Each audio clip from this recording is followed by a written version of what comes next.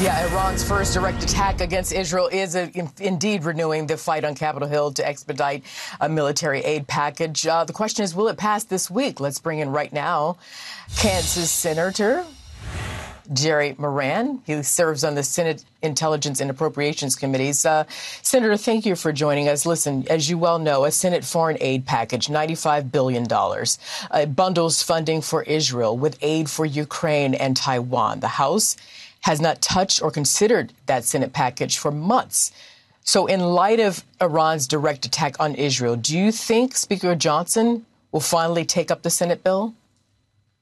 Well, the Majority Leader Scalise indicates that a bill dealing with Israel will come up this week in the House of Representatives. It is way late. This is, we should always be better prepared than we are. And this delay in its passage, I think, is very damaging and gives the world a chance to think that the United States is not united in its views of how we need to protect not only ourselves, but our allies. And I think last night, what happened with Iran's attack on Israel is a game changer. It's a different world. Red lines have been crossed. I thought the United States, while we responded correctly, I think the next question is, what do we do next? What happens if Israel retaliates against Iran? Do we still have their back? I think there's a lot of questions, but we solve nothing by a failure of the United States Congress and the president to come together and pass that package. And I would say that you ought not separate out the components of that package. It would slow it down dramatically.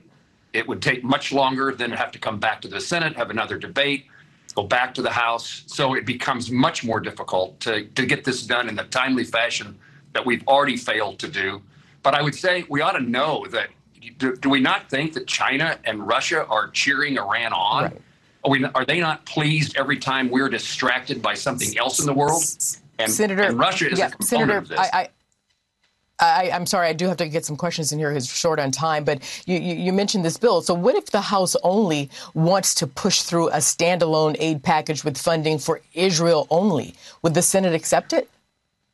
Well, I don't know the answer to that, but I think it'd be a terrible mistake. Russia and China are involved in the things that are going on in the Middle East. Iran, in particular, is an ally of Russia in its efforts to take over the country of Ukraine. And we would again demonstrate that you can distract us. Do something in Israel, and then the United States doesn't have the capacity to deal with China and Russia elsewhere in the world. So I hope, I ask the House to deal with the entire package so it can be done quickly, and so we can deal with all of our circumstances, or most of our circumstances, that the country faces at this really world-challenging time. And you can't say that they're really not separate issues. So do you think the partisan paralysis will be put aside and the American people can expect a vote this week? I believe that to be the case, and I know it should be the case. Our country faces tremendous challenges. Our adversaries are on the move. And it's a time to put together an effort to pull us together, not pull us apart. And serving the national security needs of our own nation ought to be forefront over any kind of Republican politics, Democrat politics, or even just the next election. And you'll be attending an intelligence briefing on the intense situation there in the Middle East. If Congress again, can't do something and get some sort of aid package passed, do you fear a terror attack on our soil by ISIS or a terror organization from that part of the world? Absolutely. I mean, I spoke on the Senate floor this past week about the importance of our border security.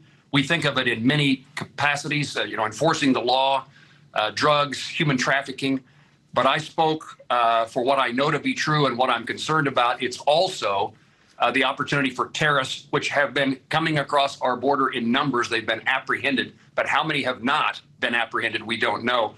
Our border security remains a significant challenge and needs to be addressed as part of our own security. But I would say there's other things Congress could do, and particularly the administration. They ought to change their energy policy. They ought to change the pause on liquefied natural gas.